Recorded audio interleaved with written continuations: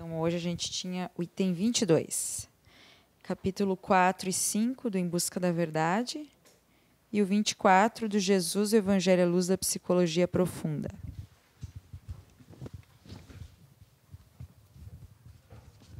Bom, seguindo o tema, né, deixa o ego self, tendo como objetivo a individuação, o estado luminoso, pleno, que a Joana dá algumas dicas, né, em relação a como alcançar isso. E também sem ser ingênuos, né, de como esse processo ele tem altos e baixos, porém nunca voltando a estaca zero, do qual a gente vai tendo aprendizados. Então, se nós pensarmos assim, né, quando despertar e como despertar essa centelha divina, essa chispa divina, né, que ela traz desse Criador, desse Deus interno, e que todos nós temos dentro de nós, e que Jesus falou já, que vós sois Deus. E então sabemos que Aristóteles, 350 anos antes do Cristo, ele já traz isso, que todo ser ele já contém aquilo que ele vai ser. Então uma jabuticaba não vai virar uma samambaia. Está tudo ali naquela semente, dependendo do solo, se tiver a felicidade de estar em ambiente ideal, se não for podado ou queimado antes, vai se transformar aquilo que veio ser. Nós também temos esse germe crístico e divino dentro de nós. E a gente precisa estar em bom solo também. E saber, dentro da nossa alquimia, o que a gente precisa para melhor ter esse quantum de energia de progresso contínuo. Porque assim como o arroz precisa de um lugar mais aguado, o cactus precisa de pouca água. Então, a gente tem que saber mais ou menos como nos estruturarmos, né, para alcançar aquilo que a gente veio a ser.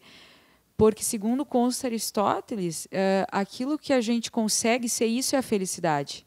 Eu me tornar o que eu posso ser no máximo de potência, em busca da perfeição, né, embora a gente saiba que ela não existe, porque só Deus é perfeito, mas tentarmos ser o nosso perfeito, tentarmos ser o nosso melhor, o nosso ideal, diluindo a sombra nessa proposta de psicologia do arquétipo, psicologia junguiana e espírita que a Joana nos traz, e que sempre vai ser às custas de grande sofrimento, porque ela vai nos trazer que o estado luminoso vem desse atrito.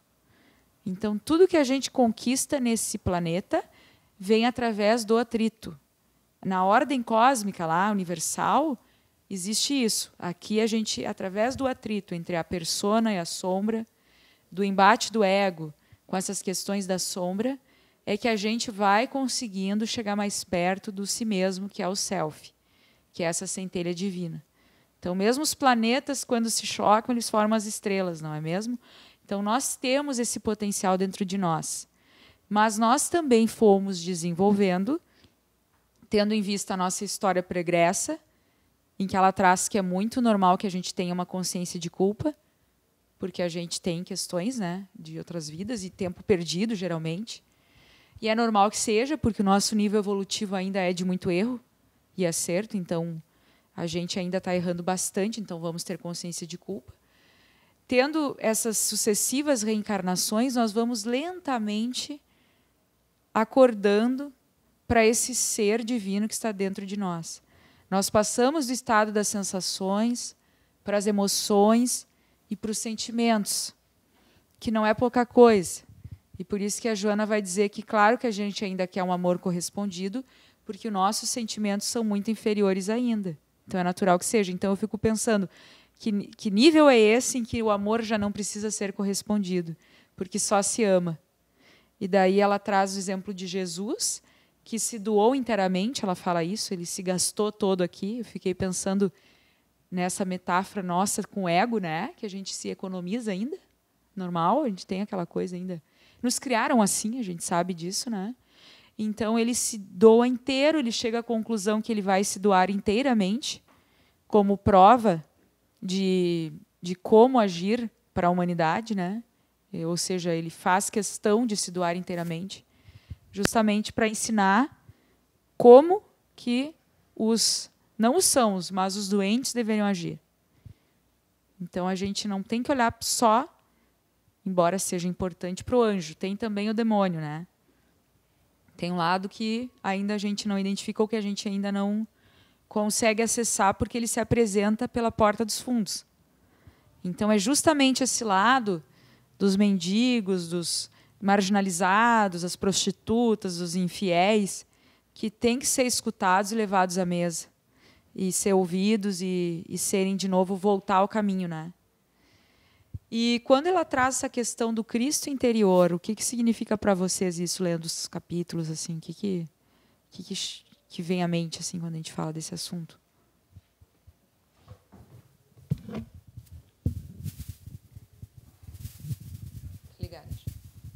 Não, eu estava pensando que tu colocou a questão do amor, né? Nós queremos a retribuição do amor. Isso é de uma maneira geral. Nós precisamos disso ainda. E isso, de uma certa forma, não é essa carência do amor, porque no momento que eu quero a reciprocidade, porque está faltando. Claro, com certeza. Né? Então, isso é uma coisa que me parece assim, um tanto quanto distante, quando, né, nós não precisarmos mais do amor correspondido. E aí nós vamos nos encaminhar para esse Cristo, porque não precisa mais. Eu estou preenchido, cristicamente falando, e eu não dependo mais de um outro amor, outro tipo de amor. Eu tenho um amor maior, que é Cristo, mas nós não é para nós ainda. Mas não é o que eu ia falar. Não é para nós ainda. O que nós temos que ter consciência é que eu acho que é esse o caminho. Esse é o caminho. Tá? Agora eu vou pegar um gancho e vou seguir, que nós estávamos comentando na aula passada. E que eu falei, Deus é sofrimento, diz, não, Deus é amor. Claro que eu concordo que Deus é amor. E nós estávamos comentando há pouco agora. Na verdade, esse contexto de dificuldade, deste processo todo de transformação, de nos levar a este Cristo e a este divino interno, que é o grande desafio e que nos leva a sofrimentos, inclusive. É sofrido esse processo de transformação, de crescimento, de evolução, é muito sofrido. E, para o nosso processo de involução ainda, a gente sofre mais, porque não conseguimos sair dessas amarras, da sombra, não conseguimos superar, das máscaras que a gente ilude, engana. Então, esse contexto todo. Então, na verdade, não é para nós. Estamos muito, muito longe disso. Agora, o que nós não podemos desistir é da fé, né? Claro. De que é possível, né? Então. E a paixão do Cristo é o amor, né? O sofrimento puro de uma criatura, já não digo nem de um homem, né? Porque ele já estava conectado com o Pai, a ponto de dizer que eu e o Pai somos um. O que é isso, né? Que espécie de criatura é essa que está conectada diretamente com Deus? É médium de Deus. Então, ele vem e ensina um desprendimento total e muito sereno e muito apropriado do que estava fazendo, e que ele disse poderia chamar uma legião de anjos para mudar esse destino, mas não, eu quero que seja assim. Ele tinha capacidade, né, de várias coisas que a gente ainda nem tem conhecimento, né, de uns falam até que ele se transformava o rosto, que eram coisas assim que estão além do nosso entendimento. Então, que tipo de mensagem é essa? Ele não se doa por se doar, ele se doa pelos outros, né? Nesse clima de sofrimento, ele faz toda uma trajetória carregando a sua cruz, que daí a Joana vai fazer essa analogia com a questão da nossa própria cruz, e que nós vamos a carregar conforme nos ensinaram na infância. Nesse processo que nós estamos ainda de beabá, de tentar que o ego acesse o self. Claro que aquelas almas que já vêm, que já fizeram o trabalho antes, né, elas não são tão influenciáveis pelo meio, porque já passaram por aquilo. Que o momento do estado luminoso, da individuação, o meio já não interfere. E por isso os mártires, por isso todos os missionários que vieram em situações deploráveis, muitas vezes, uma felicidade que a gente ainda não consegue entender. Porque imagina que alegria, tu não se influenciar mais pelo externo. Daí já não faz diferença se é tanto calor ou frio, já não faz diferença se o dia foi cansativo ou não, porque é uma alegria o tempo todo. Eu estou conectada com esse hálito divino. Então, ele está presente, só que eu ainda não consigo me conectar, porque o meu Deus interno ainda está dissociado, fragmentado. Quando Pedro, que era irritadíssimo, perguntou ao Cristo, mestre, por que os homens são tão maus, né? E o mestre respondeu, os homens são mais frágeis do que perversos. Eu acho que essa resposta cabe hoje ainda. Mas, é claro. Mas nós estamos extremamente frágeis ainda dentro deste processo de evolução e crescimento. não sei se tão perversos como era naquela época. Era mais instintivo naquela época. Hoje já estamos mais, né, mais sentimento, mais emoção, o que ameniza um pouco. Mas somos muito frágeis ainda. Daí a nossa dificuldade de fazer esse processo de transformação, né? E justamente essa tentativa que a gente vai fazer de melhorar, que vai dando resistência, é o que ela traz. Esse caminho de persistir, justamente o trajeto que vai nos fortalecendo para as tempestades que vão vir, sejam elas de areia, ou de água, ou de lama. E porque nós somos fracos, então por isso que a semente, né, tá ali na terra ainda desabrochando, porque nosso estágio é esse. Não adianta a gente achar que veio para ser uma rosa linda, né? Então a gente ainda tem sim esse potencial, existe sim um Deus interno que é único, que mesmo quando ela fala conectado com a consciência cósmica é individual, então é único, mesmo que está ali, eu e o Pai somos um, mas eu sou só um. Igual a mim não tem outro, né?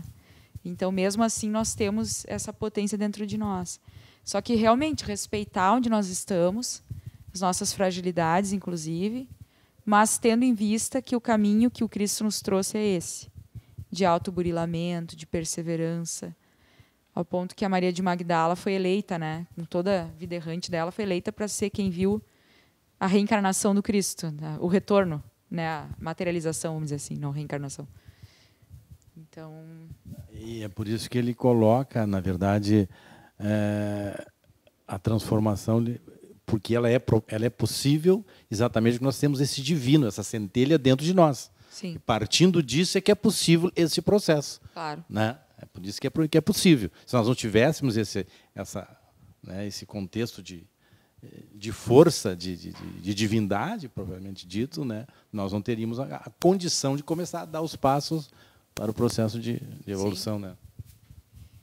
E o Cristo interno?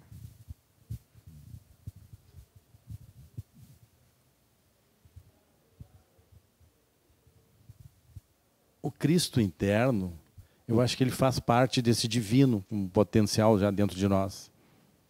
Para mim, esse divino, Cristo está dentro desse divino. Que é por isso que ele veio, para nos despertar nesse contexto todo de divindade, mostrando até através do sofrimento, aceitando a cruz e tudo mais. Então, esse Cristo está dentro dessa divindade.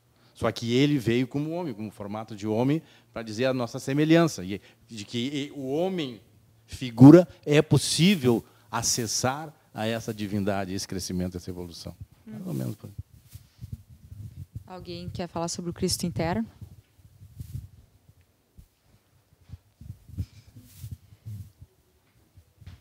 Assim, por mim, eu acho que o Cristo interno é toda aquela parte minha de eu tomar consciência do meu erro, de eu persistir no acerto, é aquela parte boa, né?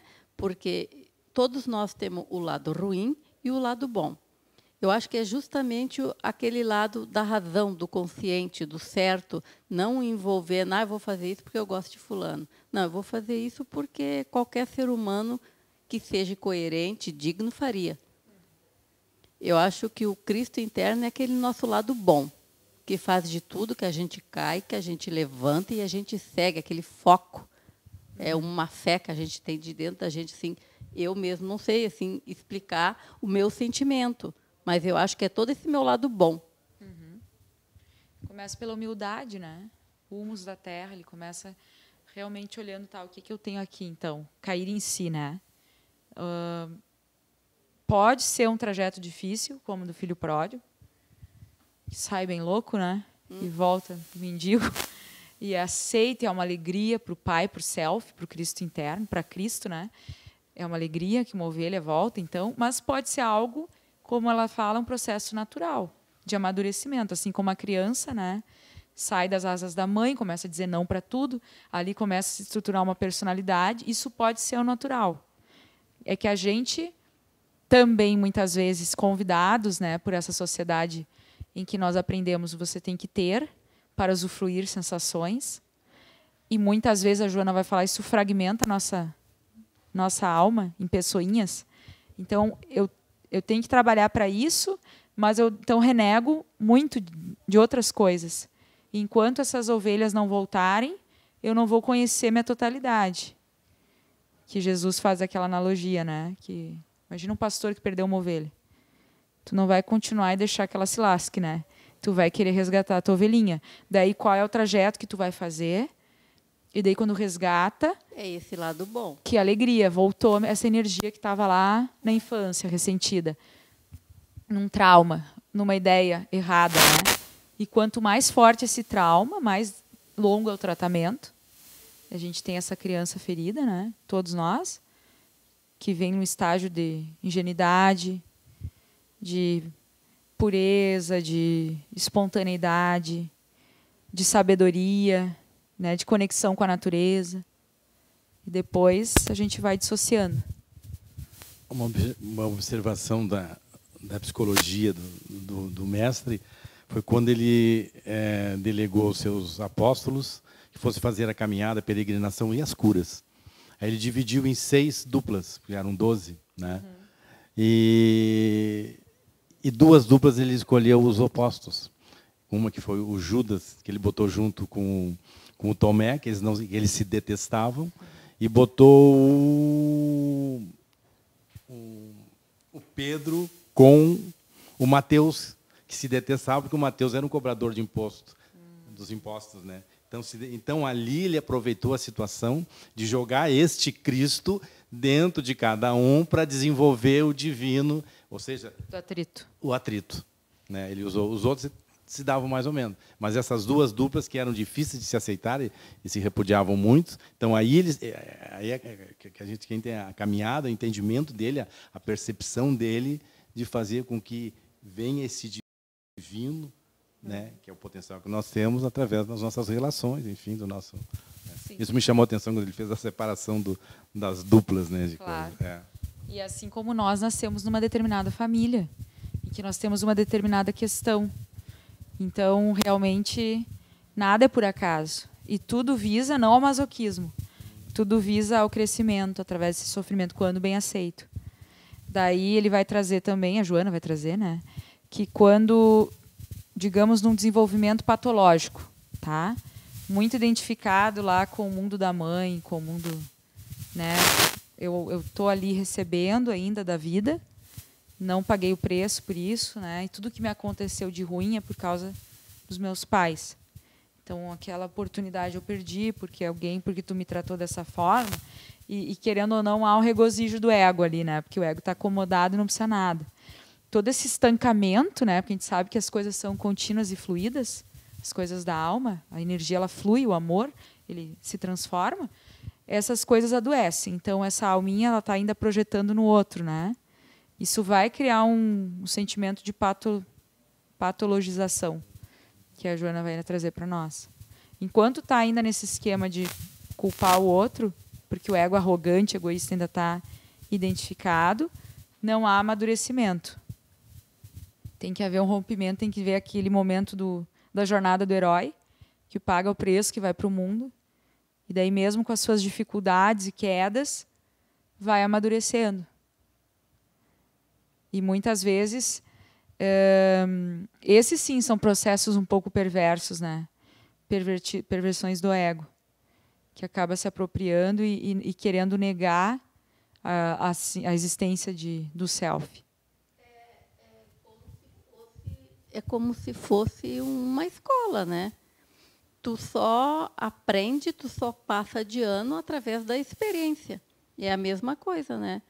É tu caindo que tu aprende a levantar, é tu envergando que tu aprende a ser flexível, né? E é aí que a gente vai tendo consciência da nossa sombra e vai clareando ela, né? Vai diluindo ela. Sim. Tem uma expressão até que ela vai usar aqui. Umas plantinhas do sertão que precisam de pouca água.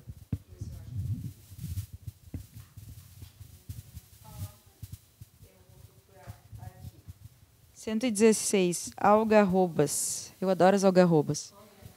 Em Busca da Verdade, página 116, ali no último parágrafo, vai falar que o ser, né, os espíritos frágeis de lutas, tá? Por exemplo, aquele momento em que a pessoa resolve que não vai continuar. Então, ela vem com todo o suporte. Embora ela se ache, né, violada, ela vem com todo o potencial, ela vem no lugar ideal, tem uma energia.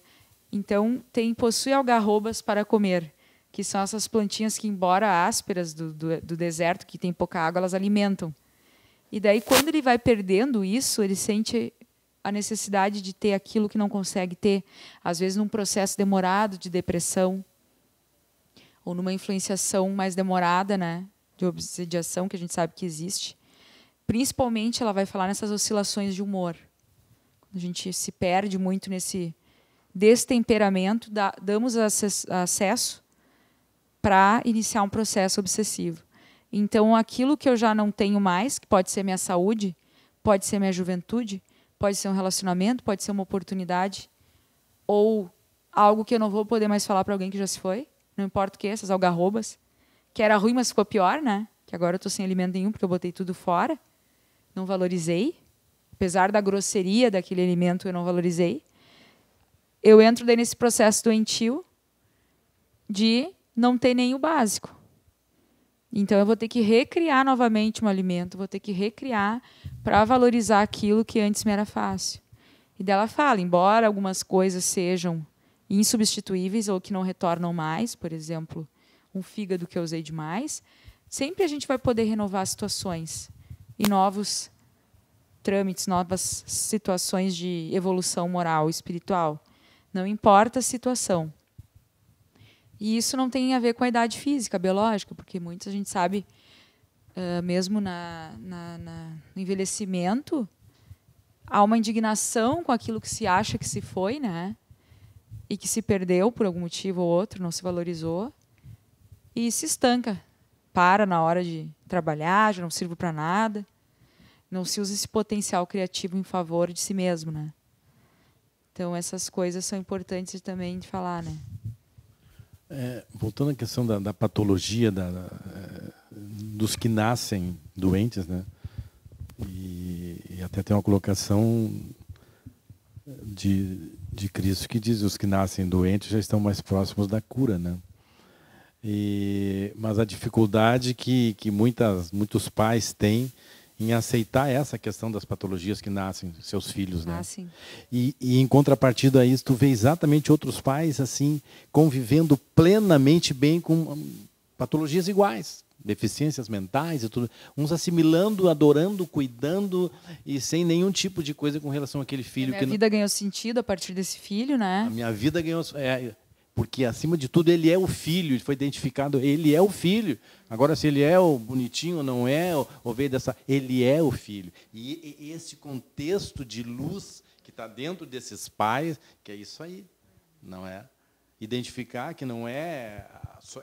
O normal não é essa normalidade aqui. O normal é o amor, que é o que está sustentando esse contexto de família. Então, é uma coisa que sempre é... como... é paradoxal, né? Aqueles que têm muita capacidade de enfrentar muito bem isso e outros pessimamente isso, né? Então, justamente é a luta, né? E então essa questão do como a gente vê as coisas, assimilamos, tem a ver com o que ela vai falar sobre o inimigo verdadeiro, que é o interno. Que nada do que está no externo pode nos fazer mal se a gente já está no nível de plenitude, de luminoso, de integração. Nem o ambiente externo, nem uma pessoa que ataca a tua moral, nem que tenta tirar tudo que tu tem de valor, nem... Sim, desde que o interno tenha... Isso. Nem que tu seja levado ao suplício, né, seja mazelado. Nada disso pode te afetar quando tu está conectado.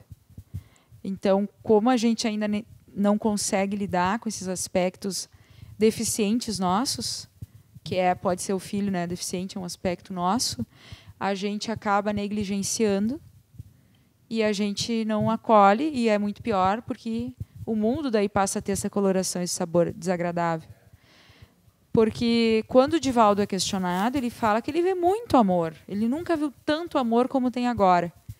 Porque realmente, né, a trajetória de um espírito como o Divaldo, que vive por uma caridade, a trajetória de um Chico Xavier, né, entre outros tantos, eles só, com certeza, depuraram muita coisa, muita sombra foi diluída ali, em ajuda do próximo, estão se ajudando, né? Quando estão cedendo horas da sua existência para o outro, estão aprendendo valores intransferíveis e eternos para aquele espírito, então aproveitaram para caramba uma existência difícil. Fizeram misérias com as suas algarrobas, né? Criaram um comércio que está dando muito lucro e realmente enxergam amor, onde para outro só vê desgraça, só vê briga, só vê tragédia, só vê descaso.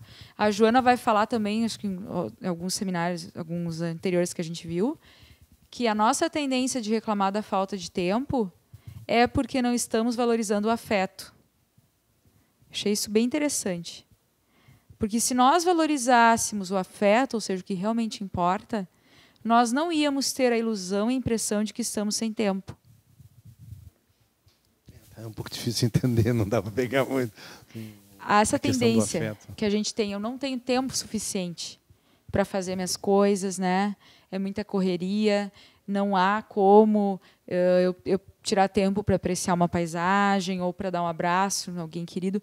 É porque eu não estou valorizando isso. Mas isso não seria a minha carência de amor, que eu não estou vendo as coisas bonitas, as coisas boas que me rodeiam e que me motivam a fazer? Sim. E aí eu acho o tempo. Eu faço porque eu estou sendo motivado pelas coisas que estão sendo valorizando esse contexto. Sim, mas quando eu entro num processo assim de desgaste psíquico, de só trabalhar, ir para casa, pagar conta, e daí falar rápido com as pessoas, não tem tempo, sabe o coelho da Alice no País das Maravilhas, está correndo, e ela para, está correndo para onde? Eu já nem lembro. É mais ou menos assim que a gente vai vivendo. Embora espíritas, embora medite, embora corra, embora vá na igreja ou sei lá o quê, daqui a pouco tu já nem sabe por que está correndo. Porque esse Cristo está desconectado. A gente está correndo sem motivo. Então tem que lembrar, tem que correr, mas tem que lembrar por que está correndo. E realmente valorizar essas pequenas fagulhas, esses momentos assim de afeto verdadeiro, para não ter essa sensação de que o tempo está passando rápido demais, porque a alma sente quando não está conectada com o amor. Então, nesse sentido, é importante a gente estar... sem dúvida, o afeto nas coisas que nos... Porque aí nós estamos jogando um certo tempo para cada coisa, mas pelo afeto. E aí eu tenho tempo para aquilo ali, não é? E daí eu sinto aquilo, isso, porque o espírito é atemporal, e aquilo me alimenta, e a minha vida já é boa. Nós, como indivíduos cósmicos e metafísicos, a gente não é criado para ser cósmico e metafísico, mas a gente é.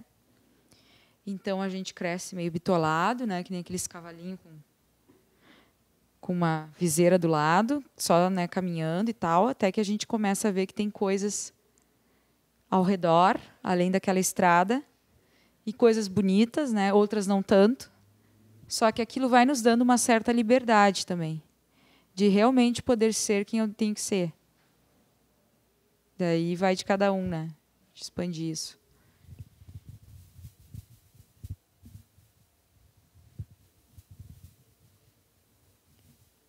Então, todos nós passamos pelo processo do perder e achar-se. Independente do breu em que a gente se encontra, ou vai se encontrar, tem gente que usa drogas muito tempo, tem gente que tenta se matar, tem gente que vai para fora do país e volta para a casa do pai e da mãe, e daí, né, fica ali. Então, o caminho é o mais, né, diverso possível.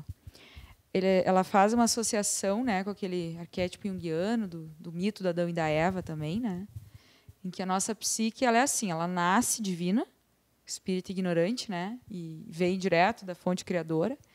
E daí ela fala que o poeta, de forma muito bonita, com uma beleza rara, diz que as crianças são pequenos deuses, que a gente nasce, né, com aquela intuição de algo puro e doce, eterno, né, a ternura, que ela também fala que a gente não está tendo muita ternura, que a gente tem que... Deixar vir a mim as criancinhas, né? O aspecto da pureza, né? Exato. Que significa a pureza, né? E ter ternura com o meu próximo, isso ela fala que a gente não pode deixar de ter. E como isso é pouco expandido, né, como é pouco abordado. E então eu descubro a minha consciência. sou expulsa do paraíso, do pai e da mãe. Que não é bom nem ruim, isso é um arquétipo, isso acontece. Eu descubro que tem um mundo lá fora, daí vem os hormônios sexuais, vem a malícia, o sexo, vem aqueles pensamentos. Daí tem uns que, num quadro lastimoso, acabam passando por processos obsessivos, compulsivos. Se eu esfregar 5 vezes minha mão desse lado, eu não vou pensar tal coisa, não sei o quê. Tem coisas que podem aí dando tilt no processo, né? Eu passando por momentos mais difíceis. Vai ser mais ou menos difícil aquilo para a alma, mas todos vamos passar por essa fuga do paraíso. A partir de então, nós estamos dissociados. Vão ter vários nossos eus. A persona vai começar a se fortalecer, e isso é importante, porque a gente está num tempo, espaço de tempo, e para ser úteis também, até para se compreender, nós temos que ter uma persona. E daí o caminho é justamente de volta para casa. Cumprida a missão, né? Que é o mito do herói. Ele vai, faz o que tem que fazer, encontra lá o dragão, a serpente, que é um aspecto da sombra, e tenta voltar para o pai da melhor forma. Se a gente conseguir voltar com todo o equipamento de volta, menos mal, né? Sem muitos cortes, mas de alguma forma ninguém vai voltar limpo da guerra. Então a gente vai errar, vai ter momentos de traumas, vai ter momentos difíceis de superar. É normal. E ela fala que é até esperado isso, né? Nesse momento que a gente está. Mas tem esse aprendizado nesse trajeto. E quando a gente vive os momentos de superação, por um contexto de melhoramento, de que eu me superei diante de uma questão que estava me afligindo muito, eu superei, então eu tô jogando esse contexto todo de divindade, Cristo, em mim, dentro do meu processo evolutivo. Só que me parece que a gente acaba, aí eu acho que é o ego intercedendo, que a gente acaba não valorizando esse processo de superação, não é verdade? Eu acho que aí o ego nos puxa, não esquece, isso aí foi só agora, não vale, né? Uhum. Mais ou menos assim, né? A Joana fala que tem uma gravidade moral também. Assim como a gente tem a gravidade do corpo, tem a gravidade moral. Tudo tende a voltar para as trevas, né? Porque nós somos mais ainda humanos, né? Então a gente está tentando pular, mas aí volta. Normal, ela fala que tem bem esperado isso. E quando Jesus cita a história da ovelha, cita também da dracma, né? Que uma moça estava lá, tinha 10 dracmas, perde uma, varre toda a casa, arruma tudo. Nossa, achou a dracma, dá uma grande festa para comemorar. Ele está fazendo uma analogia também, que são as coisas que vão se diluindo, a sombra, o ânima, o ânimos. Então, no caso da ovelha, Jesus vai fazer uma analogia quando eu retorno com a minha ovelhinha e protejo elas como uma galinha esquenta os pintinhos, né?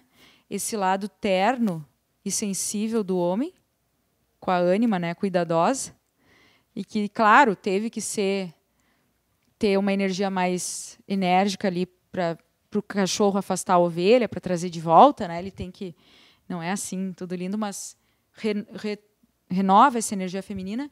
E a mulher, quando perde a dracma, que tem que ser racional, que tem que limpar a casa, que tem que ter uma estratégia de procurar nos lugares, né, sem se perder, e daí dar uma festa, também conectada com esse ânimos. A Joana nos dá essa ideia, né, de que... E essa questão do resgate da única ovelha perdida é interessante, porque, mas foi atrás de uma, tu tem 99 aqui, mas é exatamente buscar aquele que se perdeu, que as 99 não estavam perdidas. Exatamente. Quer dizer, então, o desgarramento, né, tem que resgatar isso e trazer de volta aquele que se perdeu, né? E também sem deixar que o resto se perca, né, por conta daquela única. Ela traz, além de tu manter a tua integridade moral, né, nesse processo, não se desesperar, tu ainda tem que resgatar aquela lá que ficou, e daí que alegria, né? Então, esse é o convite.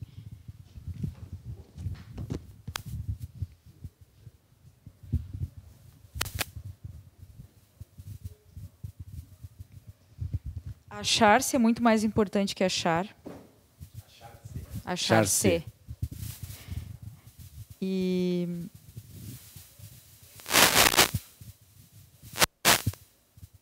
ela traz, atenta para esse sistema do cosmo organizador, de natureza moral, que tem uma inteligência por trás de toda a maquinária da vida. E isso vai trazer cada vez mais alegria e impulsionar o ser, porque mais consciente, para esse futuro ditoso, né?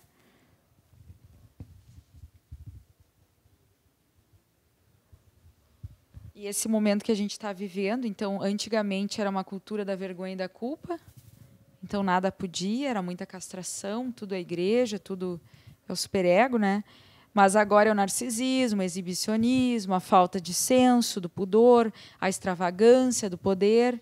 Só que, mesmo assim, a psique está ainda identificada com essa herança de culpa, porque isso está no inconsciente coletivo. Então, vão descambar em processos de culpa, ou insônias, ou transtornos de pânico, crise de ansiedade. Então, pode ser uma somatização que vai vir, né? Então, é compreensível que o herói tenha que sair de casa. Não que ele vá necessariamente passar pelo insucesso, né? Dependendo da forma como eleger essa experiência. Porque achar-se é uma necessidade do si mesmo para desfrutar da alegria de viver, não sucumbindo em distúrbios de conduta, sempre lamentáveis e dolorosos. Então, tinha um documentário que eu vi sobre yoga, acho que eu já falei, que um discípulo lá do budismo queria participar, seguir um desses mestres de yoga, só que ele bebia, ele, né, era viciado em sexo, era viciado em jogo. Daí ele fala que ele tem esse problema e que por isso não vai poder frequentar. Ele falou, não, você pode vir. Ah, eu posso mesmo com todos esses vícios? Sim, que se você entender, captar essa energia do Buda, tu não vai mais querer jogar, tu não vai mais querer, né, fazer sexo fora do teu casamento, não vai mais querer se drogar. Então, essa questão não é que a gente não possa dar vazão para o nosso diabinho. A questão é que, matematicamente, pela engrenagem do cosmo, vai ser muito mais doloroso, um processo que, naturalmente, se tivéssemos fé no Pai, nós faríamos de forma mais... O diabinho vai fustigar muito mais. né? Claro. E daí eu posso me entregar a esse movimento, só que depois vai vir um revés também, né? E esse revés, ele vem, me arrebata, e eu não posso, não tem choro, né? Daí eu vou ter que assumir, pagar o preço daquilo que eu optei.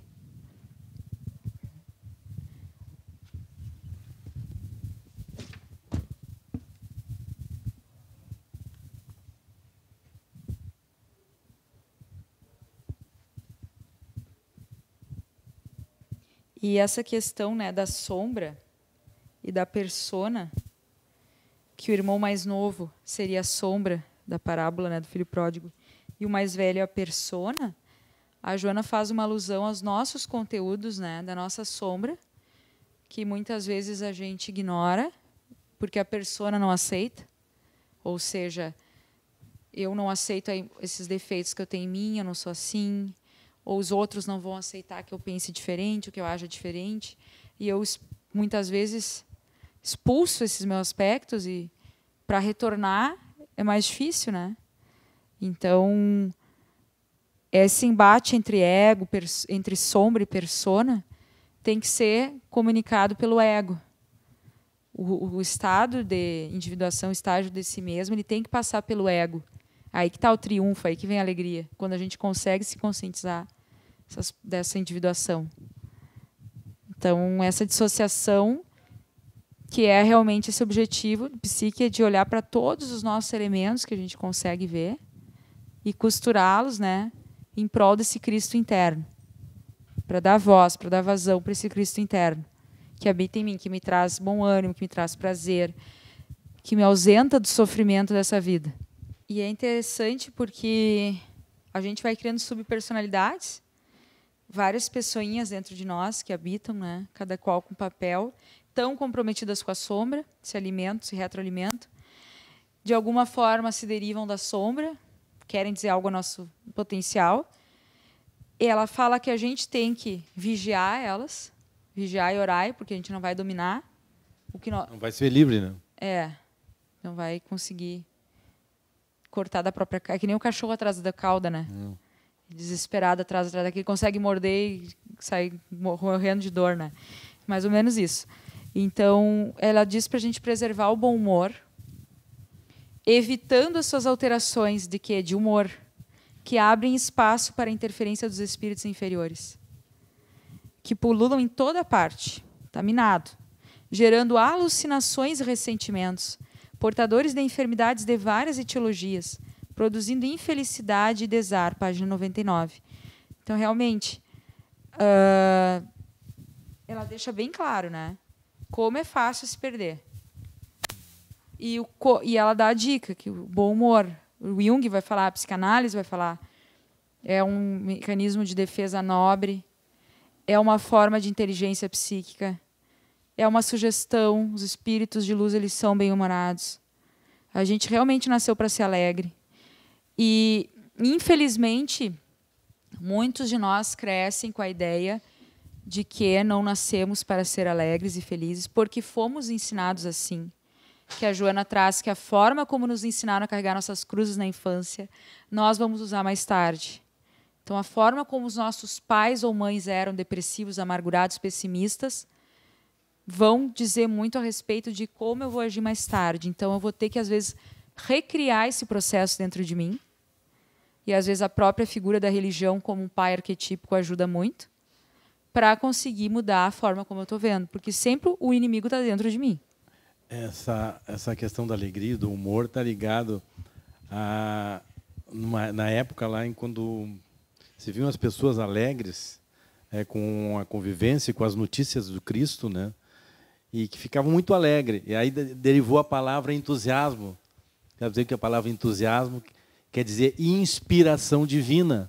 Ou seja, estava inspirado na divindade, levado por Cristo. Então, tu estava alegre, tu estava disposto, tu estava radiante, tu estava enfrentando as questões, né? Então, achei interessante essa questão do o que é o entusiasmo. É a centelha divina já dentro de nós. Sim. O que nos leva ao não mau humor, a enfrentar, né, e não dar brechas. É o sabor da vida, né? É o sabor. A gente tem que procurar, porque às vezes muitos de nós crescem achando que isso é bobagem. E daí já viu, né? Daí realmente tua vida acaba virando uma grande bobagem. Tá desconectado.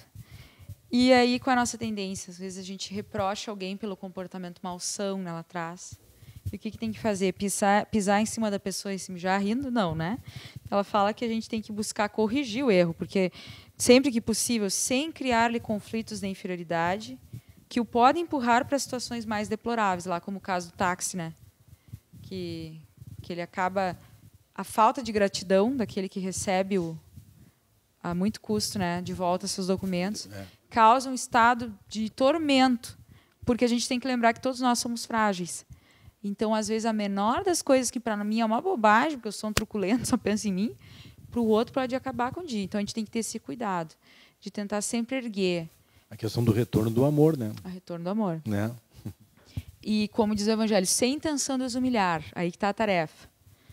E ela vai falar que tem uma tendência para muitos de nós para uma tristeza, e isso é fruto da sombra não diluída das encarnações pretéritas, normal, mas que a vida humana é um hino grandioso, que exalta a grandeza do uno em toda parte, convidando ao desenvolvimento dos valores adormecidos do Deus interno em expectativa de despertamento. E realmente os nossos espíritos de luz que nos acompanham, eles vibram quando a gente volta também, né? Quando a gente está perdido, é a ovelha que volta. Jesus, ela dá a entender aqui várias vezes que também no mundo espiritual superior eles vibram muito, porque a alegria ela é muito mais sincera quando está todo mundo bem, não é mesmo? Enquanto estão ainda um irmão meu no Vale das Sombras, uma alma querida, eu não estou ainda completamente feliz. Como é bom quando alguém volta, né? Ressurge, renasce aquele que estava perdido. Então, a harmonia ela é vários fatores. Ela vai falar que não é esse estágio de paralisia, dormência, tranquilidade. Não, as colisões existem, causam intenso sofrimento. Ela fala, inclusive, no estágio de individuação é muito sofrido, porque está em constante embate e colisão até, né, procurar a situação ideal após os choques inevitáveis dos processos em litígio. É só a gente observar a natureza, né? A gente vê os vulcões, as erupções, a gente vê as ondas que vêm enormes e matam um monte de bicho, e vê os bichos se comendo. Então, o processo ele não necessariamente precisa ser suave nesse nível que a gente está, mas ele é muito belo, ele tem uma razão de ser.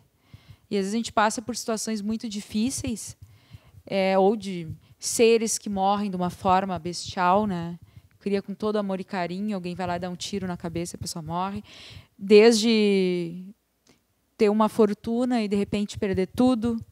Então, isso pode acontecer por movimentos que a gente não consegue compreender ainda na totalidade. Um desmoronamento de uma pedra lá no Rio de Janeiro, que desmoronou, tu viu? Matou um monte de gente. Matou uma coisa da Foi natureza, Niterói, né? um movimento da natureza. Da natureza. Né?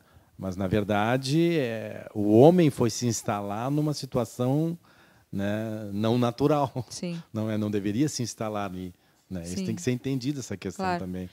Vão haver escândalos, ai daqueles que os cometeram. Então, é que no nosso grau de desenvolvimento a gente ainda está se degladiando, né?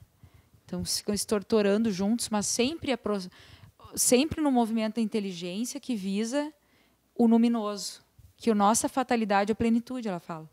Agora, como a gente vai fazer isso vai depender. Hitler escolheu um caminho, né? Muitos escolheram outros. Então, a gente tem vários exemplos nossos também, ou de pessoas que notáveis por algum motivo ou outro.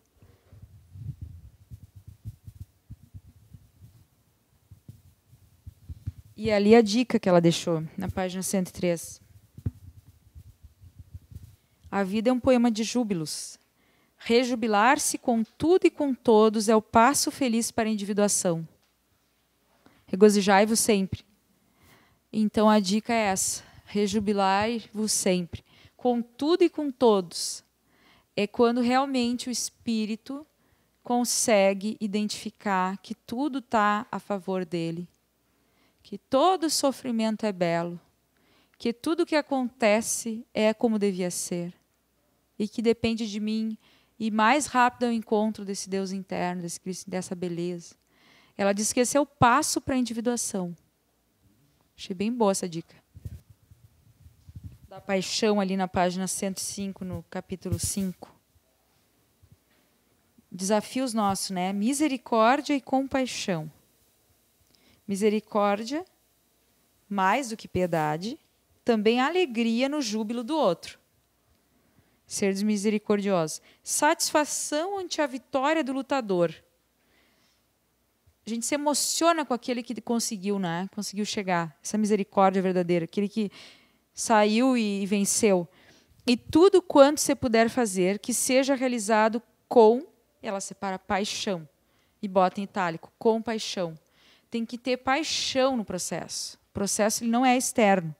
Jesus veio na época em que a sociedade via para o externo, os fariseus, né, ficavam naquela coisa, né, exterior, ele faz o contrário, ele escandaliza. Ele vai para a casa das prostitutas, dos marginais, dos leprosos. Ele come e bebe, chama ele de beberrão, defende as adúlteras. Né? Então, compaixão. Os sãos não têm necessidade de médicos. Então, um devotamento superior rico de bondade e de enternecimento.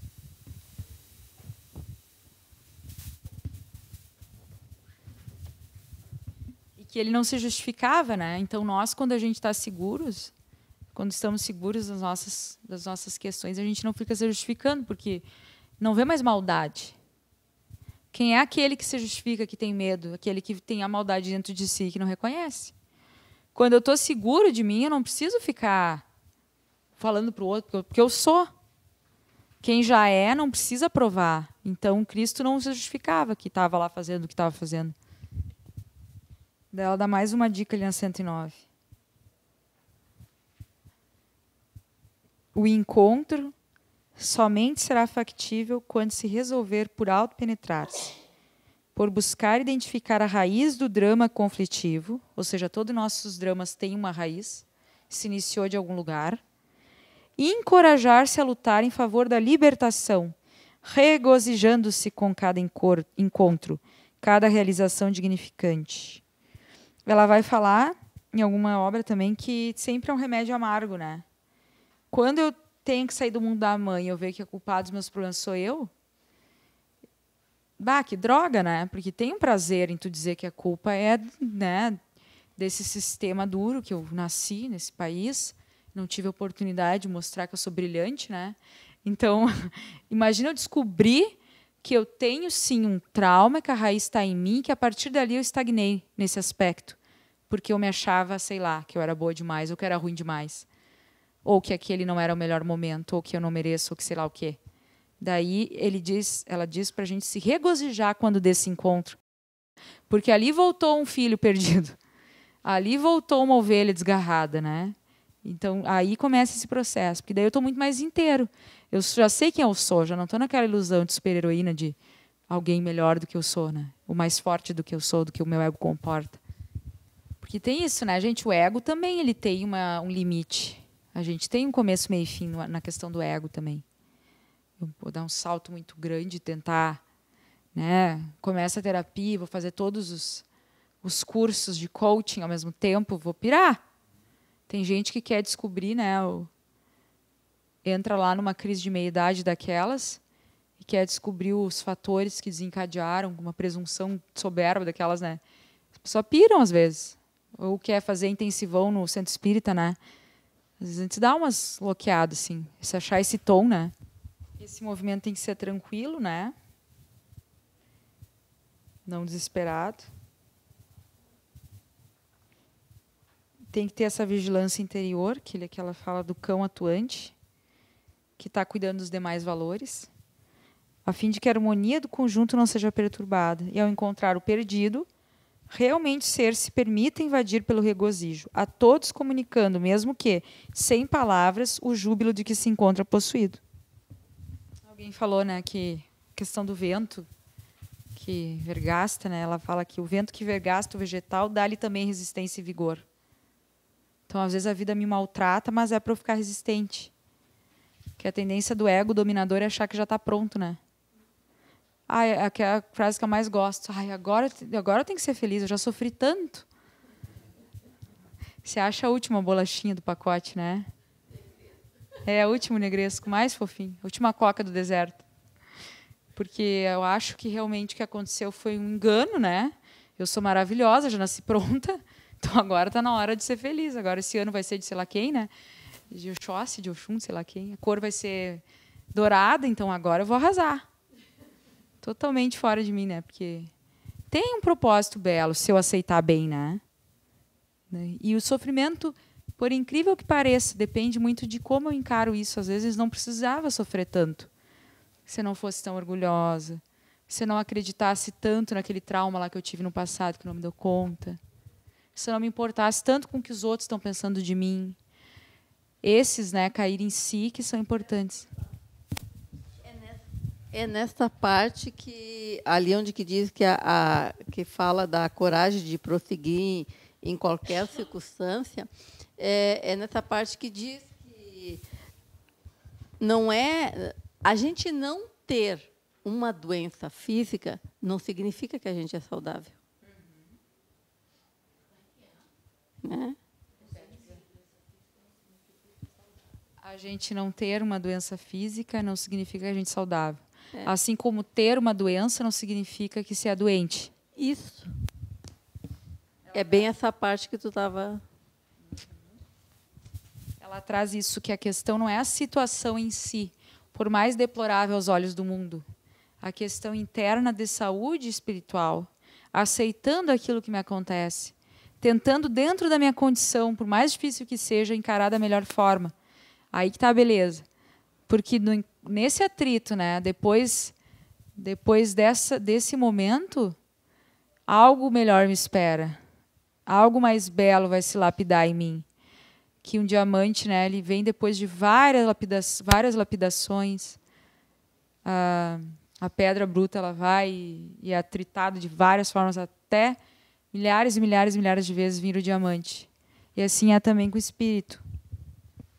Daí a diferença entre o ser e o ter, né?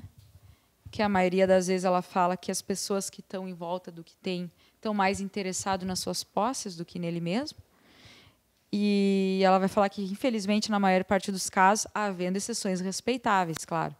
Tem situações que não. Então, nós somos nossos valores espirituais, nossa capacidade de amar, os tesouros inalienáveis da bondade, da compaixão, do sentido existencial.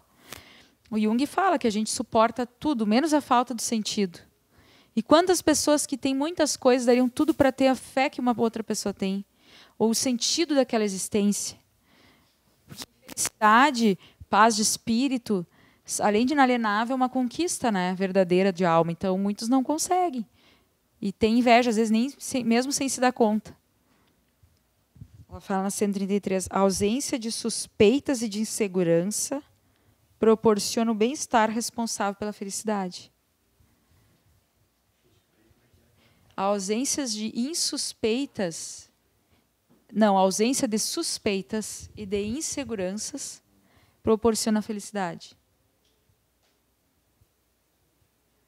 Eu consegui viver sem estar paranoico, sem estar com medo. Isso é felicidade. Sem estar com medo que o outro vai me passar a perna, porque só lobos cairão em armadilhas de lobos. Essas coisas, né, que ela vai falando. Bom, acho que semana que vem vamos tentar ler o outro item, mas daí a gente retoma. Pode começar por esse, né, nas coisas que faltaram. E daí a gente começa, se não der para terminar, a gente leva mais uma segunda, né? Que é o item.